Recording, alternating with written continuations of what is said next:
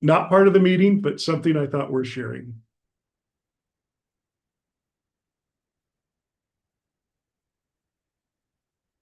Had anybody else heard of him before? So, you have? It's not one I was familiar with, but he's written a lot on leadership, apparently. He's on Audible. Credit if you want to listen to 5 levels of leadership. All right, so we are 6 o'clock, so I'm going to call this meeting to order. Thank you all for being timely. It was great to share a thought with you before the meeting. We will open with public comment. Is there anyone here who would like to share a public comment? No? Seeing none, I will move us on beyond public comment. And our first item is a planning item. Item C, recommendation by Planning Commission. This is an application for a zone change for a property located approximately 2600 West Quail Bluff Drive from residential R1 to professional office. Has everybody had a chance to look at this? This is seen from Antelope, so I think it's a personal or professional office makes some sense. It's not as easily accessible that we would want something like retail commercial or something, but it does make sense to me. Does anybody else have any thoughts? I think it's a good location for a professional office. And just to the west of this, there's professional office has been approved, so it's kind of in the same line. Yeah, it looks like it's gonna all be eventually professional offices from there to the corner. Yeah. If nobody has any objections, should we put this on the consent agenda for our next business meeting? Okay. We'll move that to consent agenda. Next item, discussion and review of proposed lease agreement with Antelope BMX. In your packet, you'll see examples of what other people have done with these BMX tracks. We're in a position where we've allowed it to be built. We're now in a position where the city has to do something legally for who has responsibility where. And you've got a couple of different options in the packet. I'm not going to try to lead you one way or another. What are your thoughts, council, on where we should go with this? I can't remember with Antelope with who did all the infrastructure to get that set up to. So we did a little bit of the land work, but the site itself was done by them, Okay, by the organization. They put a lot of sweat equity into the lot. We did the electrical, Okay, we did the water, the drainage, okay. so that kind of infrastructure, but as far as like All of the stuff to get the tracks in the place, track, they did the all of that. fencing. They did that themselves. Mhm. So they have put some equity into the property that they don't own.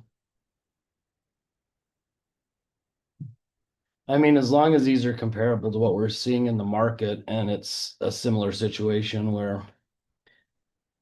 I mean, it seems like we didn't do a whole bunch to set them up for it. They put in a lot themselves. It seems to be in line with what others are paying or charging. In reading through, I understand that like none of this is permanent, Yeah, so it's all temporary structures can be easily removed. Cause it's a 10-year term, but 180 cancellation, 180-day cancellation. yeah. And of course, you know, the idea is we want them to be successful so that they stay and draw crowds, and I think that they're off to a good start. Yeah, I support that. Okay. So are we thinking Yeah, I don't see a reason to oppose it, I guess is the way I feel. Yeah, I would be fine with this. okay. All right, it's a money issue, so it's not going to go on consent, but I will put it for approval on the next agenda. Item E is discussion regarding proposed amendments to Title II of the Syracuse Municipal Code pertaining to appointments to local districts. Primarily, we over time have moved a little bit back and forth as to what we've already handled your issue. So yeah, and it's moving to the next agenda for approval. So you're welcome to stay, but don't want you to wait for it. No, I appreciate you telling me. Okay. All right, so mostly over time, we've altered one one district appointment or another, and they don't quite mesh. My goal is to get these to mesh so that they're all uniform. I think that the one that makes the most sense is what has been the most consistent amongst all of the county, and that is the mayor makes a nomination and the council has the right for consent. If they don't consent, the mayor makes a new nomination, and that goes through until they find an agreement between the mayor and council. I think that makes the most sense. So we're really essentially just removing it from a work session Yeah, well, I think that that's, for the discussion. so that's only in one of the boards anyway. So I think the others, the sewer district doesn't even have that in it. So my point is let's just make it the same for all the appointed districts. I'm good with that. That's not fair. Okay. All right, we will move that forward to the consent agenda. Discussion regarding proposed amendment to Title II pertaining to government records and retention. Marisa, are you gonna cover this one? Panic. Well, I didn't see Cassie here, so I thought maybe she left you some instructions. So it looks like she did leave it with Colin. Apparently it's me. Colin was just gonna let you sit there and sweat. For a little bit. So- Sitting. About however many months ago, several months ago, Brody created an innovation committee. That's not the official name, but it's close enough. Yeah. And each department has a representative on there, and he tasked each department's representative with coming up with ideas to make government more efficient, make it more transparent, use artificial intelligence or other available technologies that are coming on board. Just make things easier, faster, quicker, and cost savings wise. Fair summary? Not how you would have said it, but Fair.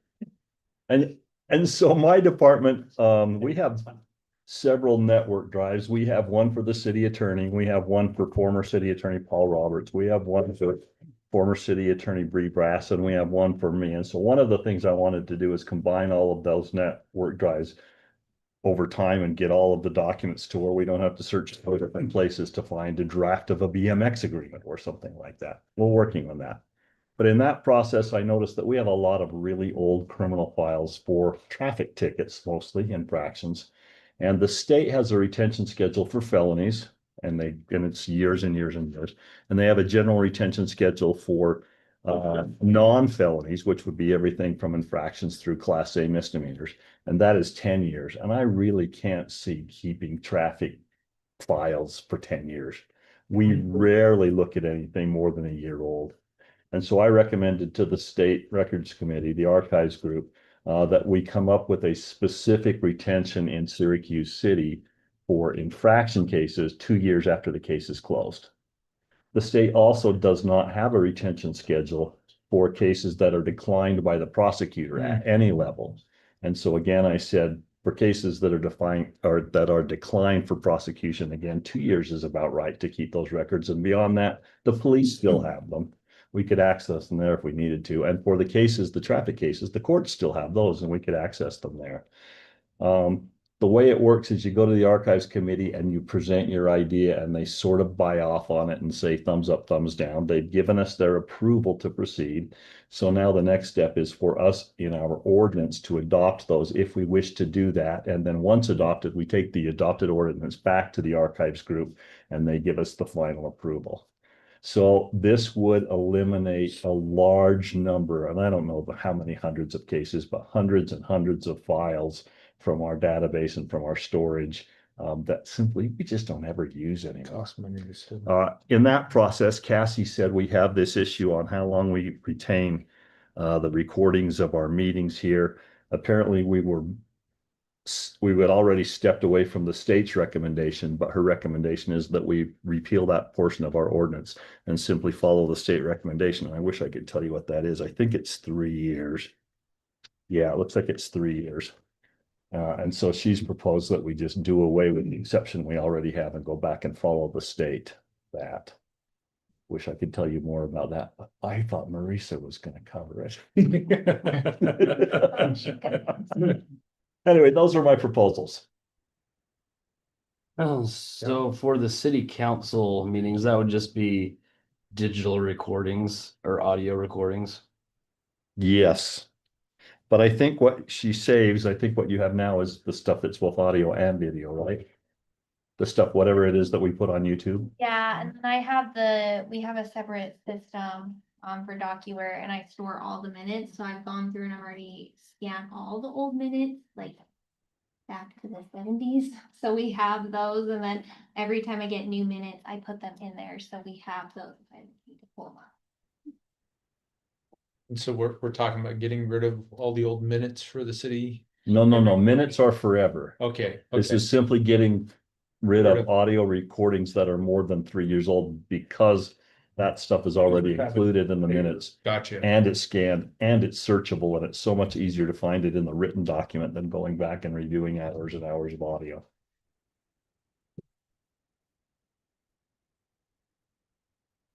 I'm just trying to think if there's a situation where we could have used an audio or video recording of a city council meeting.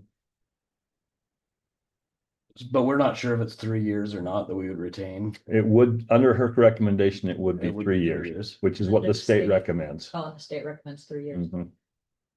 What are we retaining now? I Like think how we're, long? I think we're retaining them forever now. Indefinitely, okay. Yeah, the big thing is I gotta imagine that the cost of data storage is quite a bit, and that would be a physically responsible thing to do to alleviate that cost if we have a cost associated. It's on YouTube anyway. Right, isn't it? And, Yeah. and it's And YouTube is, gonna be there forever yeah, until it's you gonna get be there past probably it. forever. right. And as long as we have the minutes, Yeah, I as think long as that's it- the most important thing Yeah. is, That's what documents the actual actions Correct. taken by the council. The minutes. Yeah, There've been one or two times that we've had to go back and we tried to figure out why a council 10 years ago did something. Unfortunately, I can't think of an incident where we actually found that.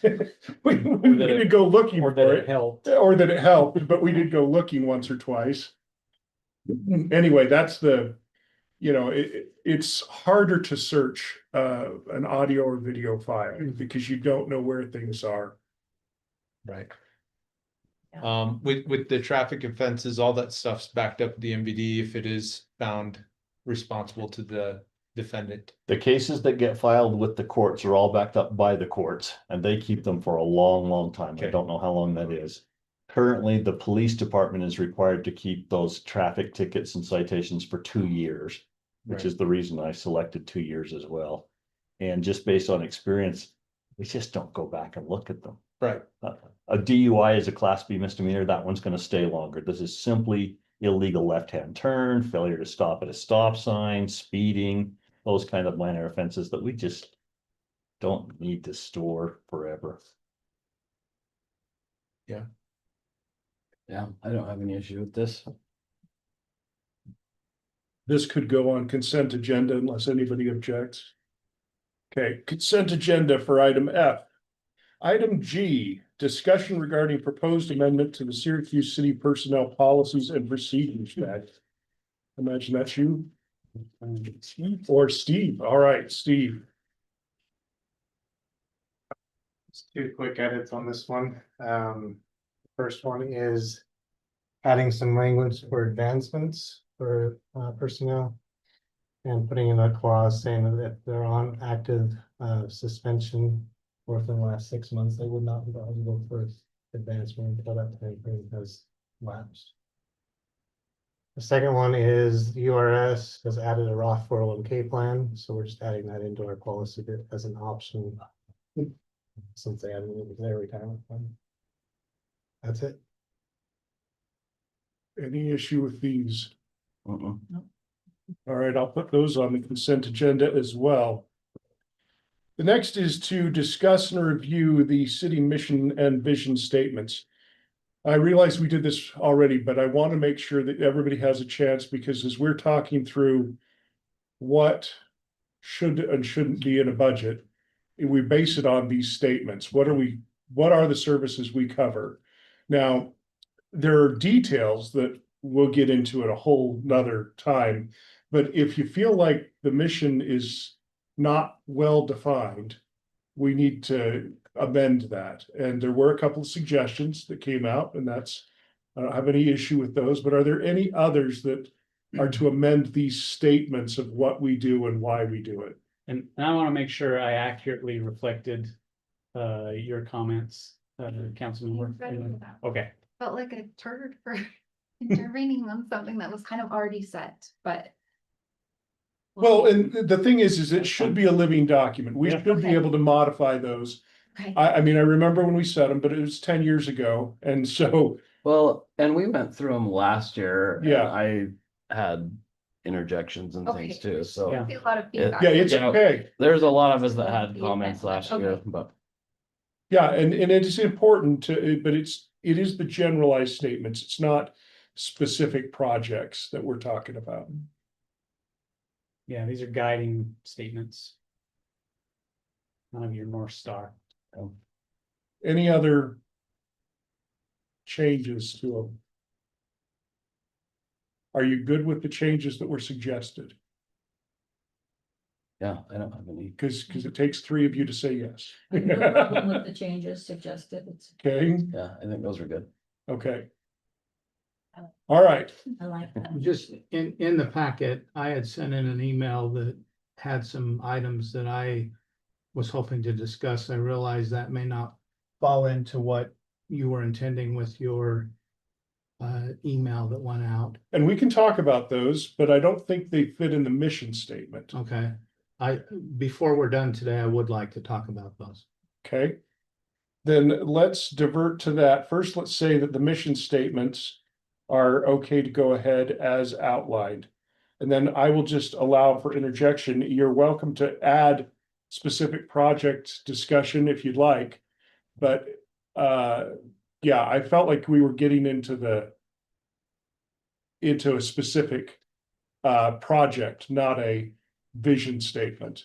And that's where I felt different. But you go ahead and explain what you'd like to see us adopt. Well, I'm not necessarily seeking an adoption of anything. I think that there are issues that are budget related that did fall into the scope of what you suggested in your email, but I would like to have an idea of what we're going to discuss and when going into the budget meeting that is upcoming. So I listed some ideas of what I thought would be appropriate for discussion, and I would like to have those on an agenda beforehand. And I would like to hear from the council any other issues that members believe are important for this upcoming budget session, so I can be adequately prepared. Okay. We can add those for the next meeting. Does anybody feel like the part of the budget, I know that there's a feeling that you'd like to know where the budget is going right now. We don't even have all of the department heads having submitted what changes are. That's due at the end of this week. And so, I mean, we don't even have that as a collective knowledge yet. So I would love to have that, but where we had a council change in January, we give them that first month. And then February is the month that they are due to do all of the changes. They get a month to meet the new people and figure out if there's anything that's pending that you're asking them about. And then, so this is, I mean, we just don't even have it yet. I don't have your list up in front of me, Brett, but I feel like it during the budgeting, at least that initial budget process, I always feel like there's certainly my list of concerns and things that I have, but I always feel like the budgeting process and even some of the things that I'm kind of vaguely recalling from your list, it seems like we go through that process pretty thoroughly. And a lot of that stuff we do cover. It's on page 30 of the packet, my list. Oh, it is? It is, and I'm just wondering, are there any items on there that the council thinks is not an appropriate agenda item to discuss so we can be adequately prepared for the budget session that's coming?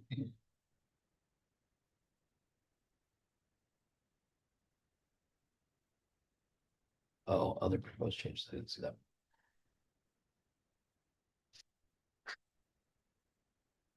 I don't think there's anything. If there's something that one of us want to discuss, I don't think it's ever inappropriate I agree. to bring those up, and so I wouldn't have any objection to going over any of this. I would ask that it be put on an upcoming agenda for discussion, and if I need to flesh out what my concerns are, I'm happy to provide that Okay.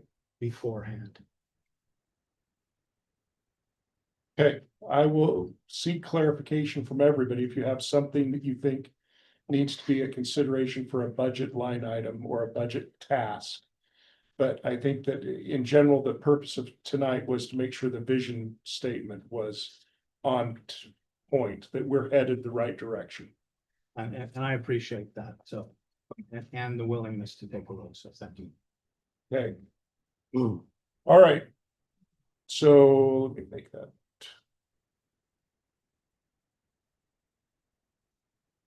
All right, the next is, we're asking for some key legislation updates. Every year in February, while we're in the middle of the legislative session, we try to flag bills that may have an impact on us as a city that are getting any traction. Now, keep in mind, there are a lot of bills that don't get very far. And if it doesn't get out of committee, we usually don't worry too much because until it does. But that's where that stands. So I've asked staff to prepare that. I'm assuming that was you, Colin? No? Brody?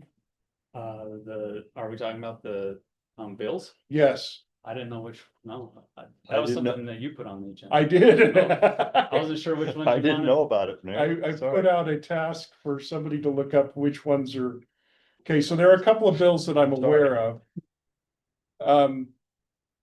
There are a couple of bills that I'm aware of. Most of the ones that would negatively impact us have failed. They're done for the session. The ones that I think are still in process, we have our amendment, which is Senate Bill 203. It's struggling. It's struggling because the pushback seems to be that they think that it's more than we need. And there is a pushback from Southern Utah that this was never meant to be shared with the rest of the state, which I find a very bizarre argument because if it was good for one person in the state, that's why we tried to use the exact same thing, because it had already passed. We weren't trying to alter it in any way. But the financial office came back and said that they believe that if we impose the exact same tax that Southern Utah did, that we would raise $1.4 million. And we only need $1 million. Well, I think that's an interesting thing because we're willing to say it's very highly restricted. It can only go to certain things, which is first responder salaries in our case. It could also go to equipment. But considering our expenses in this area in the last few years, I've been arguing adamantly, almost daily, with different senators to try and make the case that we have paid for first responder services out of our citizens' tax dollars for 20 years to Antelope Island. At this point, we're just asking for them to pay for a second firefighter shift, not even the second paramedic shift. We've paid for the second paramedic shift.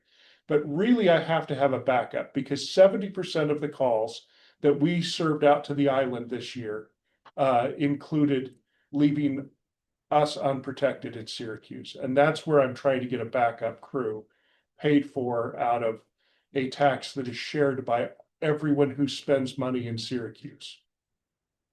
And it is 1/3%. It is tiny. Up to a third. Up to 1/3%. And I have suggested that we would not charge more than we need. We might only need 1/4%. But that's so tiny when we look at the grand scheme of things. But what it does is all of the visitors who buy gas, groceries, and prepared foods, and not groceries, but prepared, because it doesn't go on food, but it goes on Restaurant. prepared restaurant food Yeah. or goods. Yeah, it would be on like at a grocery store, if you buy like shampoo, It would be Right, on that'd that. be taxed, but if you buy bananas. It would not, because it's an unprepared food, so. So again, it doesn't really impact our citizens much, but well, it does in that it takes the burden off of them entirely. They're now sharing it with everyone who visits. Yeah.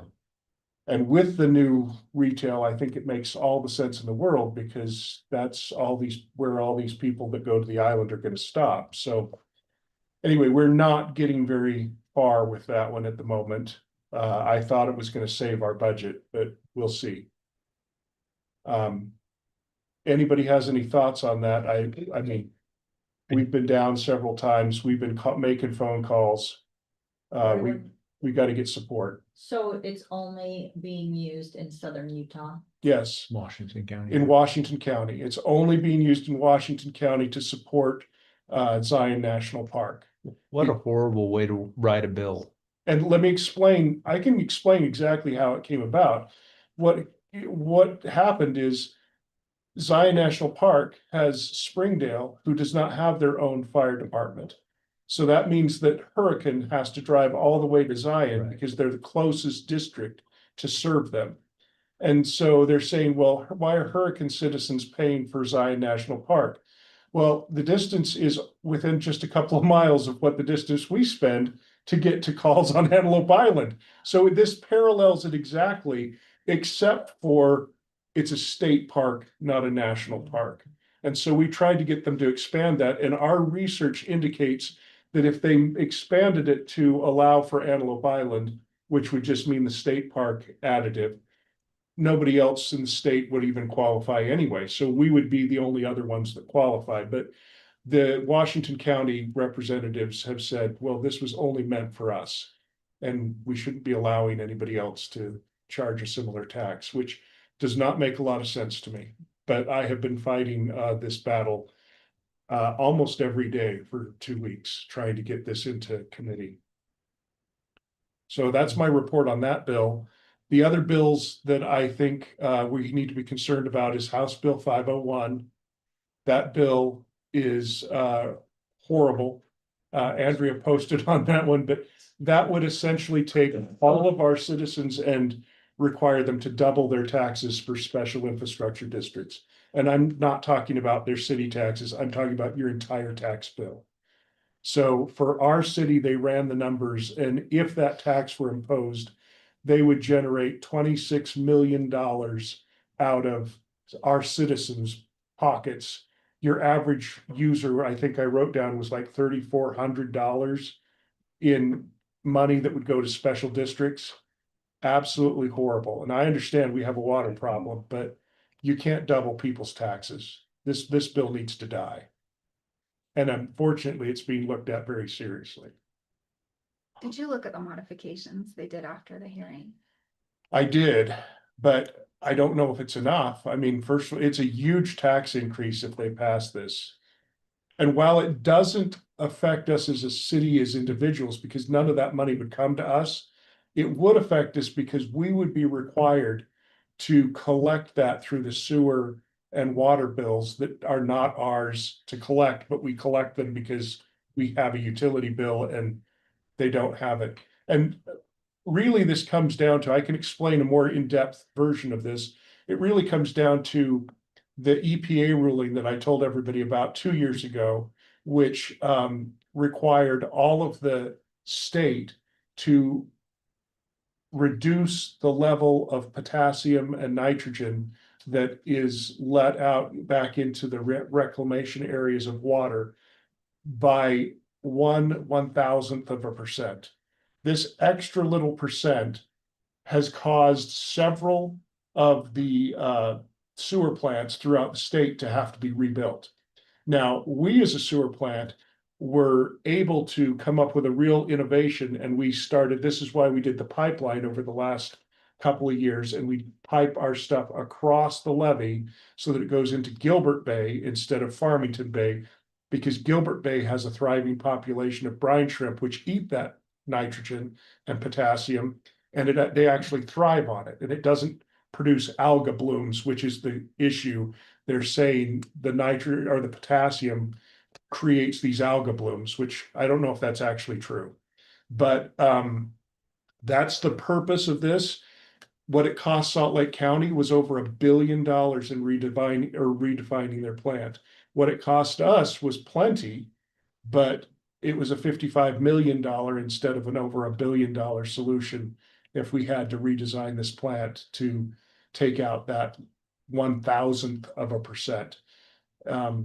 It sounds crazy, and believe me, it is. I don't think that tiny little particle really changes anything in the Great Salt Lake.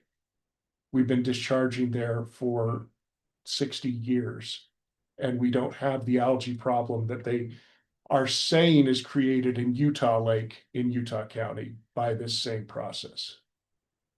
Yeah, that bill is currently, it's been through the third reading of the House, but then was circled. Is that like held? Yeah. So it's kind of stalled in the House right now. Yeah, again, this is just money to redesign what we already have, and I don't know that it really changes at least us in this county. But it would sure change our people's pocketbooks, and I really object to that. Made it through the committee with favorable recommendation. I know, that drives me insane. I can't believe that it got that far. So who's behind it? Who's pushing it? Who's benefiting from it? Who is the sponsor on that one? I forget. It's The bill sponsor, I don't know who's like It's not him. behind it, but Yeah. yeah, it's Representative Bolander. Okay. He's on his way out, so. Anyway, those are the two that concern me the most. The league has had a few that they were concerned with that have been killed. There was a bill that was set to take away all zoning rights. Representative Ward out of Bountiful was running a bill, but that bill was killed yesterday. And he was quite violent on the floor about how we are going to destroy the housing because we're letting cities have some say in zoning. But that should concern you that he's still fighting that fight, that they want all housing authorities stripped of all cities. And the theory behind that is if developers could build whatever they wanted, there would be affordable housing, which I do not agree with at all. Because, and I will report this as well, because this is really important. At our last meeting amongst mayors, COG meeting, we had Mayor Shepherd from Clearfield, who is in the real estate business, has said that all of the reports are that we have been building the wrong things, that multifamily isn't what's going to solve this problem, that it is small single family homes, which is the lack in the market, and things that need to be the gap in the market that would allow people to actually afford homes. Because the rents that are coming out on multifamily over the last 5 years have well exceeded house payments for the average Utahn. So if that's the case, and that's data that they're bringing to the table as realtors, is that we're forcing people into rents that are higher than mortgage payments, then we have done the wrong thing. But that's what some of these legislatures are pushing, is we need more of the multifamily, and we've seen it in our city. It's not helped the affordability. It has housed people for sure, but it has not made it more affordable. None of the new apartments have been more affordable than a mortgage payment. So those are the ones that I'm aware of. There might be others, but I'm not aware of any that are progressing. The most concerning is that House Bill 501 was moving forward. And of course, our number one priority as a city is that Senate Bill 203, our bill, is not moving fast enough. Are there any assignments for 203 that we can do to help?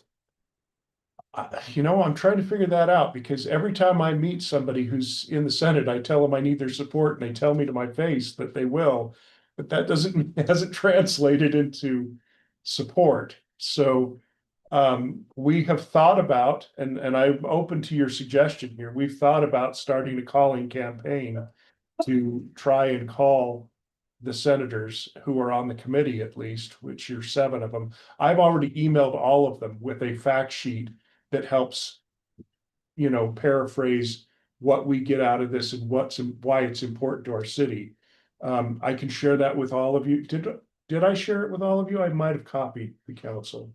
I may don't remember not. I don't have it. Okay, I will copy you all. We did this just a few days ago, so I forgive me for not doing it immediately, but I want you all to have that fact sheet. So I will put that out there. What about a campaign as far as like reaching out to media and doing posts on social media to the community, letting community members who are active in our community to cause them to call, and even listing the numbers of the representatives for them to call to say, hey, we want you to support this. This is vital to us. This is important. Because this doesn't just take care of that fire district. My understanding is this can also potentially help our gap in our public safety and our law enforcement. Yeah. It helps cover training for all of our public safety officials, the fire, paramedics, and police. It's a huge thing. It's a huge It is huge to our budget. thing. What they're pushing back is that truly a need? And 100%. we say it is. I mean, I can absolutely document that without these 9 firefighters, that would be the 2/3 or more of the bill, that we have a impact that I can't fill service. Correct. They're gonna argue that if I did have an extra couple $100,000, which could supply additional police, which we need, they might argue that that's not a necessity and it's an overreach. If we had a search and rescue incident on the island, would not our police respond to help with that? I'm not arguing that we're wrong. You are correct. Okay. The question is how do I, in their mind, not make it look like we're reaching too far? All we were reaching, the reason we used the number we did is because it was already written in the bill. Right. That made it seemed like it was easier to ask for the same thing than to ask for something new that wasn't already approved. And it's actually less than what's allowed in the current law, because That's right.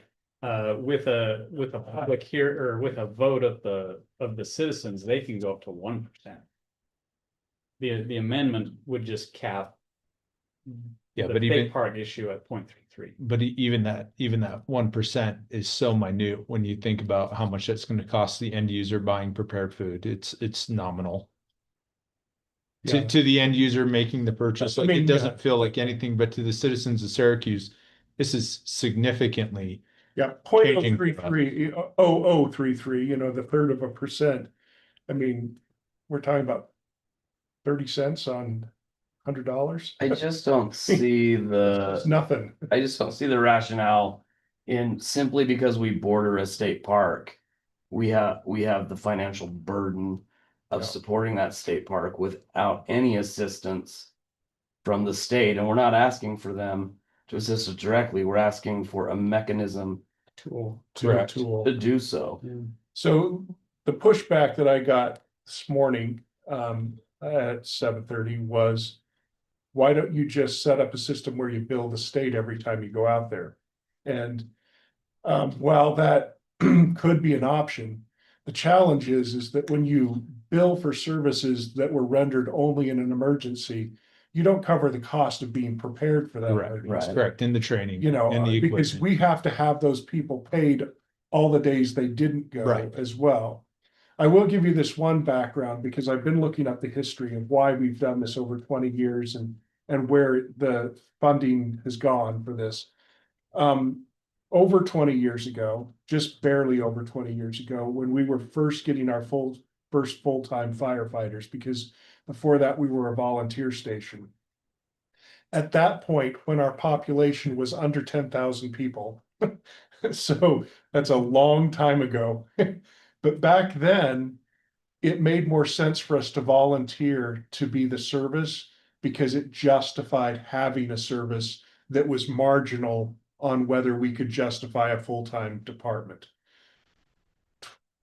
Fast forward, back from the 80s to the 2020s, now it is a real burden because our city uses up the whole Correct. on-call department. Yeah. So it's where it changed from, we were trying to justify actually having a full-time fires department. Right. Where we volunteered to do a little more, to where now it's become, it takes away from our citizens. No good deed goes unpunished. So I mean, that's the background, and I've really dug deep into some of this so that I can discuss it properly with people who are resisting. The main objection that I get right now from the senator that is representing us is there isn't an appetite for any tax to be approved this year. And this is technically a tax. This is Stevenson. Yeah. He's just giving feedback from the other senators. Yeah, he's that given the something feedback to- that in He's not general, opposed to it. every tax, yeah, he has not said he's opposed to this. He's running. it. He's running it. He's leading the charge for us. But he's saying the pushback that he's had in getting it on the agenda is that there's not an appetite to run anything that would include a tax. Yeah, I think where I was asking that is if we employed people to send maybe a template or a form letter to him to show, yes, I have all of these people who are supporting Yeah. me, or do we have people testifying at the hearing?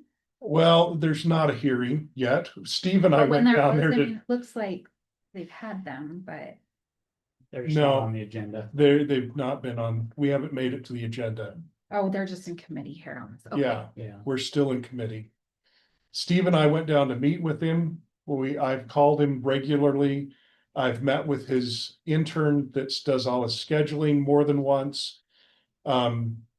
We're doing as many things as I can. You need to think about, I get the campaign of trying to show support. Let's get a lot of names behind it. But when you think about it in the grand scheme of things, think about when we get a petition and 25 people said, Right. Yeah. you know, we got that a couple of years ago. Somebody said I should be allowed to have 10 dogs. And they said 26 people at the Walmart have signed my petition. Right. So I should be able to have 10 dogs. And what did we do with that information? We're like, okay, there's at least 25 people who don't want you to have 10 dogs because that's a burden on a neighbor. Right. So, I mean, let's say that we got 2,000 people from the city, which would be a good number to all say, we want this, it's vital to our success.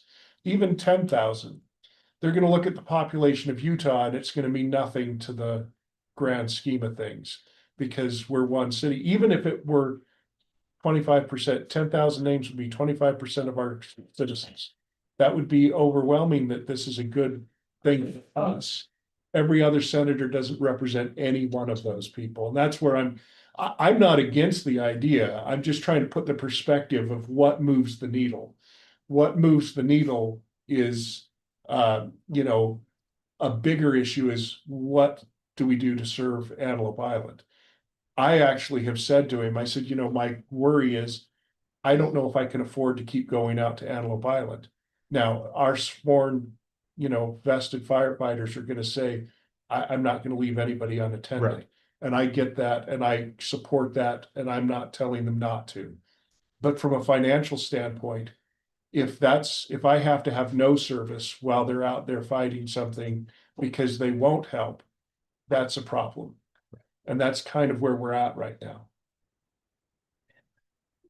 Well, that's why I think maybe I don't know, I'm gonna default to whatever our city employees think and our PIO thinks, but Yeah. I think, I can't imagine that KSL wouldn't want to do a news story on it. I mean, they're so happy to talk about all kinds of crazy stuff. If it's negative. And this is negative though. It We have is. elected officials that aren't willing to serve a population, and I mean, that's fine until it's you out there on Antelope Island with a broken leg on the top of the peak. Or You need to be helped, the or more your kid goes lost because you're camping out there. the more likely scenario, and this is where I worry a lot. The more likely scenario is our department is out there carrying somebody off of Frere Peak because they're injured and somebody back here has a heart attack and I don't have anybody to cover it. Yeah, And that's a we would huge be problem. covered by mutual aid who may be too far away Right. at the time. That's where I'm deathly worried, and that's Right. the story I'm telling. And with the new Davis corridor too, there could be a horrible accident. We could have our fire team tied up out there, and then what? Anyways, this It's- is. this It's is a bad over challenge. bad. That's why I'm willing to do what Yeah. needs to be done. If I need to go down there and tick people off and kick the beehive, I will. I'll do it. So what do we think? I mean, I'm really open to suggestions. I've consulted with staff on what we think would actually move the needle, what would get us there. I have taken a lot of phone calls and instigated a lot of phone calls. We physically went down there. I put on the monkey suit and walked from the parking lot in Egypt all the way through the Capitol into a building that no guard knew where it was. Steve and I were asking directions. I don't know where that is. I mean, nothing's beyond us at this point, Yeah. but I'm trying to, we have to believe it would actually be effective. Is what I'm suggesting. Do you have any thoughts, Brody? I mean, you've chased these longer than any of us have. Yeah, I mean, I think at a minimum, you would get a lot of good information by engaging the members of the committee on it. And the chairman, why is it not on their agenda? It's their bill, it's in their committee. They're the ones that decide if it goes on the agenda. Maybe that's the thing we need to do is get each one of you to write and say, this bill is essential to our city. How come we can't get it on the agenda? I'd be willing to do that I would with, too. if we have contacts and. Okay, Yeah, we've got a sheet we can send out. There's seven of That's them. easy. yeah. So it's not like you Take me gotta 30 contact minutes. all members of the So- house. Because I'm way overloaded with things right now, can I ask, Kara, can you send that sheet that was prepared to all of our council members and a list of the people on the committee? You had that, or was it in one of our Is that chat? that? Yeah. It's in our chat. If you'd send that to the council, you'll get it, and let's see if we can't move this. It's really important to us. So I like that idea. I think that's a good next step at this point. Have we asked the fire department chief and our police department chief as well to do that? We have a letter from, not only from the fire department, but from the, what do they call it? The Council of Fire Chiefs. The Joint Council of Fire Chiefs statewide. Oh, yeah. Have given a supporting letter, and Antelope Island has given a supporting letter. I would love those too, if I could get those and just attach them as attachments. to my Yeah, they're email. in the bill file down there, Yeah. so they have a physical copy. Reattach them though, be like, Yeah. you need to read this crap.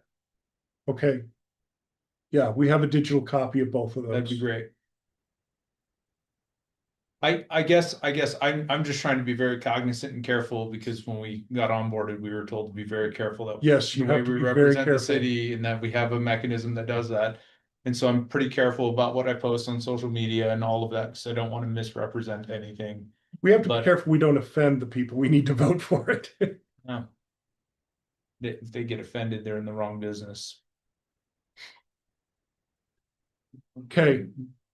Well, that's where we need some help. So I'm gonna move us on from It's kind the, of a hot issue for me, so it fires me up. This is kind of one of my maiden campaign points. It's public important to safety, us. So it really is, and I've been I'm trying to very fight this passionate. fight.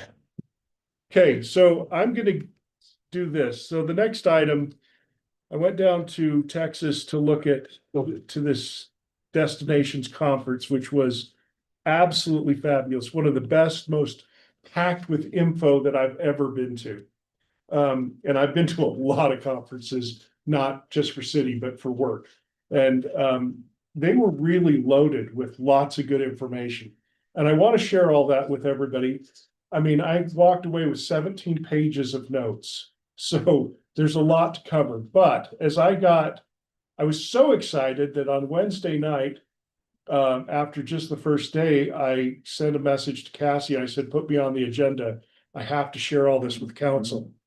And then when I flew back in Friday night, instead of going home, I came here and made Brody listen to me for half an hour or an hour, and to talk about how enthused and excited I And was. Steve. And Steve, yeah. So He's a good listener. so anyway, I want to say that it's really exciting, but as I spent the weekend preparing a presentation to go over all the details, it occurred to me that we have been burned a couple of times where we have talked about great ideas that somebody else beat us to because they listened or looked up our meetings. So here's what I'm gonna do. I'm gonna give you a general overview of what the nature of this is. And then I'm gonna ask that you come in two at a time and we share it just with council, because I'm not ready to give away the secrets that are gonna make us successful to the neighboring city. Before we do anything, it will have to be a public vote. But I would rather plan first and get things in place so that somebody doesn't beat us to the punch on some of these key details. And I'll tell you what some of these details are.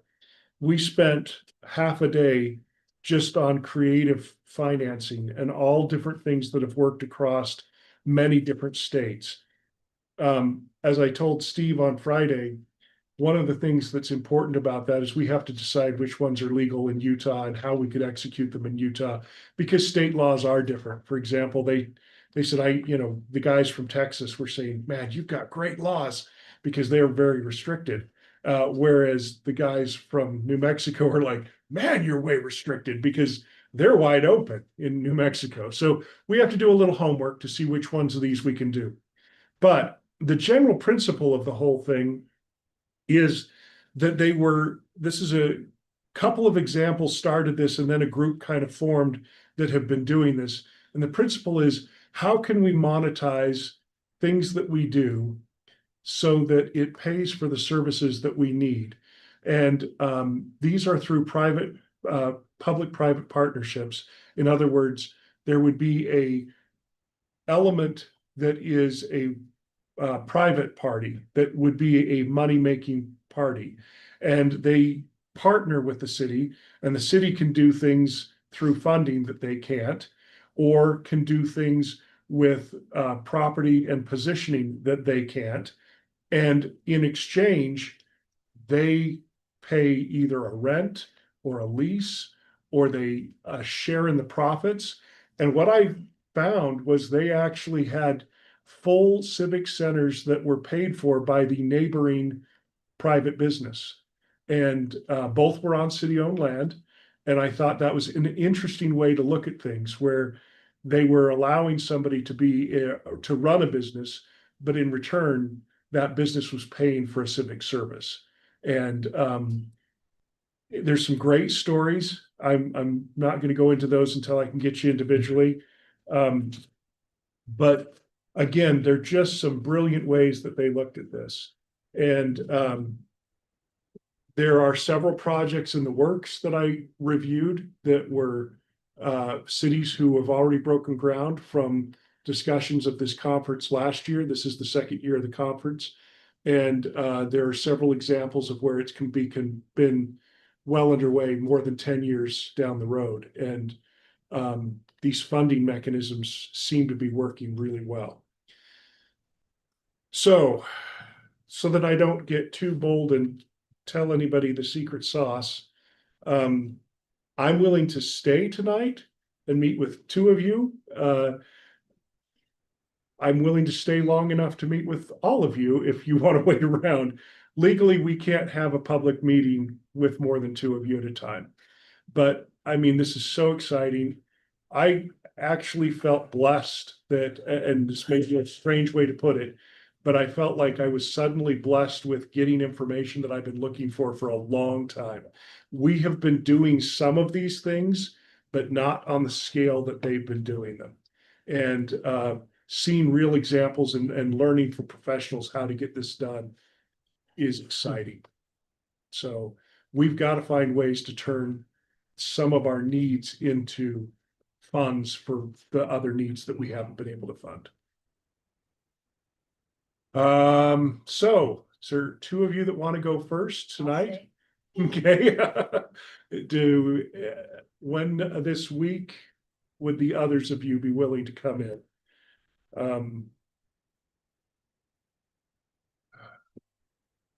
I have Friday at 4, if that works for anybody. I have Thursday at 4, 5, or 6. I could do Thursday. Thursday at 5, 4? Five, 4, or 6 would be fine, Okay. any of those times. Is there somebody else that I Thursday could works for? do Thursday as well. Which time do you guys prefer? I have no preference. I can do any of those. Let's do 4 o'clock. Let's do 4, yep. Actually, let's do 5 because, My boss will like that better. yeah, let's do 5 o'clock. Brett, when can I meet with you? What other times do you have? I have. No time. I have Friday. Friday at 4, 5. I'm open after 4. If that works, if that day doesn't work.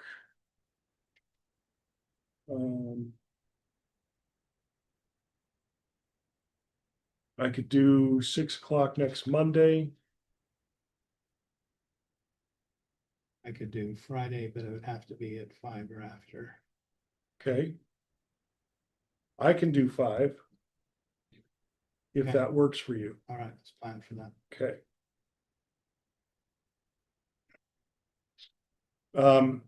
Okay.